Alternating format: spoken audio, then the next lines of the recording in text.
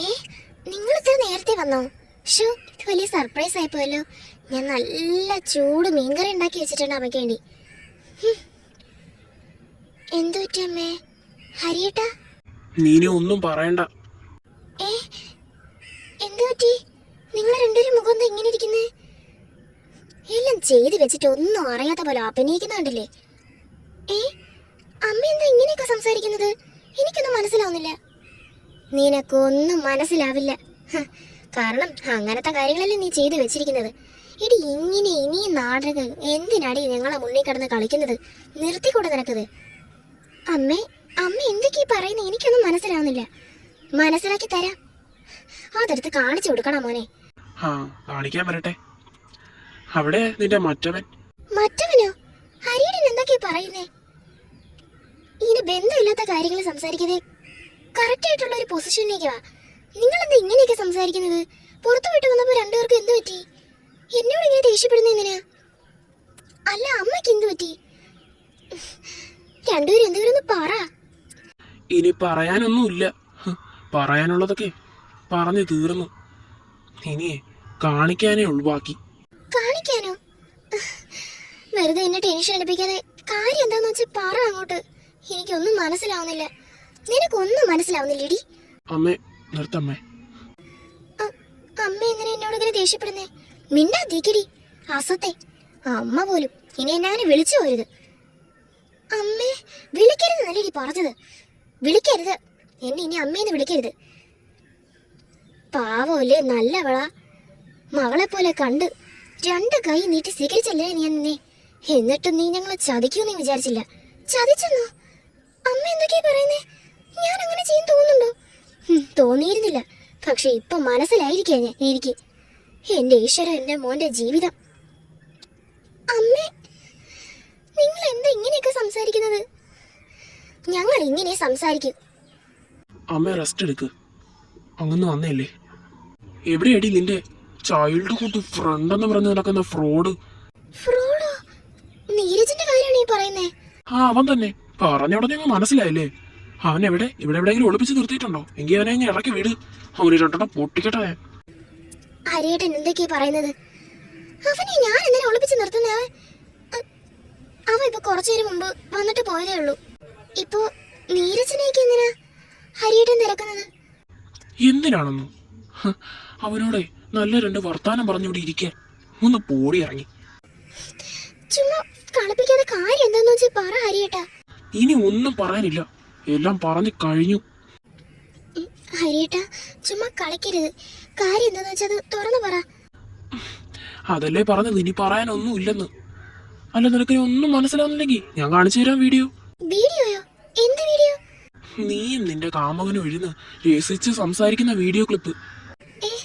ഹരിയേട്ടാ, ഇങ്ങനെ സംസാരിക്കരുത്.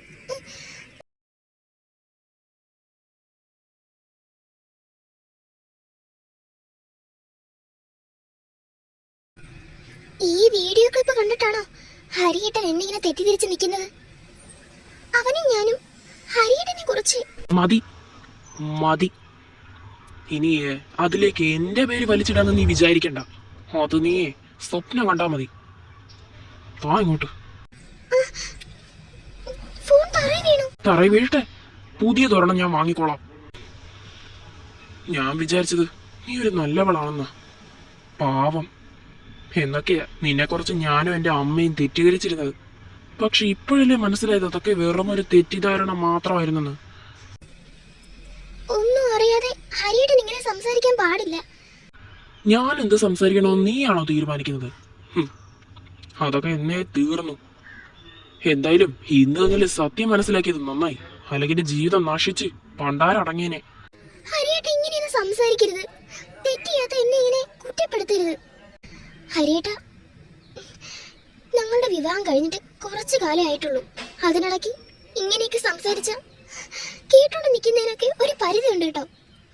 പരിധി വിട്ടാ നീ എന്ത് ചെയ്യും? നീ മറ്റവൻ്റെ കൂടെ ഇറങ്ങിപ്പോവോ? ഹരിയേട്ടാ, എന്തിനാ ഇങ്ങനെയൊക്കെ സംസാരിക്കുന്നത്? ഞാൻ പിന്നെ എങ്ങനെ സംസാരിക്കണം? അമ്മയെങ്കിലും ഒന്ന് പറഞ്ഞ് മനസ്സിലാക്കിപ്പിക്കേ. ഞാൻ എന്താ മനസ്സിലാക്കിപ്പിക്കാനാടി? നിനക്ക് പറ്റുമെങ്കിൽ നീ ഈ വീട്ടിൽ നിന്ന് ഇറങ്ങിപ്പോക്കോ, അത്രയും നല്ലത്. അമ്മേ, ഞാൻ നിന്നോട് നേരത്തെ പറഞ്ഞതല്ലേ എന്നെ അങ്ങനെ വിളിക്കരുതെന്ന്. അങ്ങനെയൊന്നും എനിക്ക് ഈ വീട്ടിൽ നിന്ന് ഇറങ്ങിപ്പോകാൻ പറ്റില്ലെങ്കിലോ? അതെന്താടി? കണ്ടില്ലേടാ അവളെ തൻ്റെ ഇടം. എടാ ഒരു അടി അങ്ങ് കൊടുത്ത് ഇറക്കി വിടാ. ഹരിയേട്ടൻ കെട്ടിയ താലിയാ എൻ്റെ കഴുത്തി കിടക്കുന്നത്.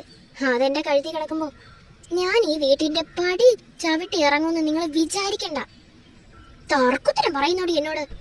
എടി നിന്നെ ഞാൻ... അമ്മ അവിടെ അടങ്ങിയിരിക്കും, ഇതൊക്കെ ഞാൻ സോൾവ് ചെയ്തോളാം. നീ എന്താ ഇപ്പൊ പറഞ്ഞത്? താലിയോ? താലിയല്ലേ ഇപ്പൊ നിന്റെ പ്രശ്നം, തീർത്തു കളയാം.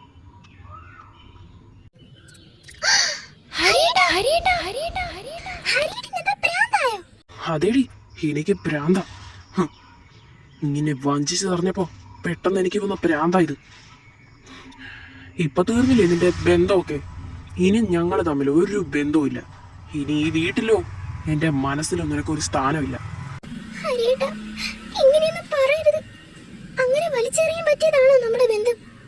അതെ, ഇന്ന് മുതൽ അങ്ങനെയാ.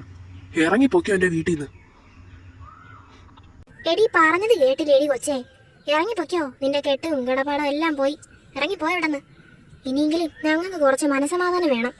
എന്റെ മോന്റെ ജീവിതം നശിപ്പിക്കാൻ ഇറങ്ങി തിരിച്ചിരിക്കുന്നവള്. ശരി, ഞാൻ പൊക്കോളാം. പക്ഷെ നിങ്ങളിപ്പോ ചെയ്തിട്ടില്ലേ, അതൊരു വലിയ തെറ്റാണ്. ഇതില് നിങ്ങളെന്നെ തെറ്റിദ്ധരിച്ചത് മാത്രം. ഇനിയെങ്കിലും ഇങ്ങനത്തെ തത്വം പറഞ്ഞോണ്ടിരിക്കാതെ ഇറങ്ങി പോടി കൊച്ചേ. ഞാൻ പോവോ?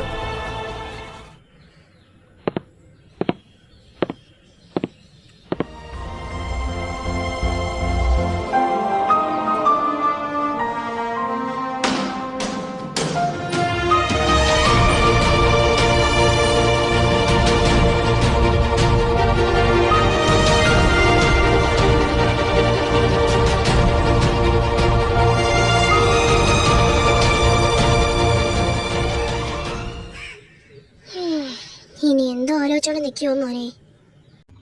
ഒന്നുമില്ല അമ്മേ. എന്റെ ഈശ്വര, ഈ സത്യം ഇന്ന് അറിഞ്ഞത് നന്നായി. അല്ലായിരുന്നെങ്കിൽ എന്റെ ഈശ്വര, എന്റെ മോന്റെ ജീവിതം.